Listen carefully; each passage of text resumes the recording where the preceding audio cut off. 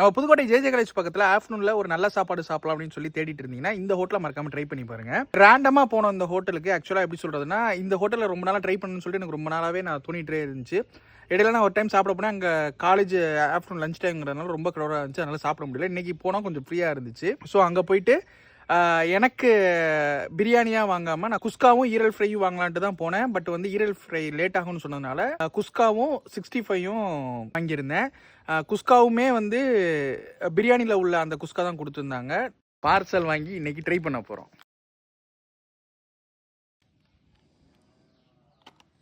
நல்லா சுட சுட இருக்கு. நல்லா இருக்கா? சூப்பராக இருக்குது. நல்லா காரசாரமாக இருக்குது. நம்பி பிரியாணி அங்கே ட்ரை பண்ணலாம், ஒர்த்தாகவே இருக்கும். கடை ஃப்ரீயாக தானே இருந்துச்சு, அங்கேயே உட்காந்து சாப்பிட்டுக்கலாமேன்னு சொல்லி நீங்கள் நினைப்பீங்க.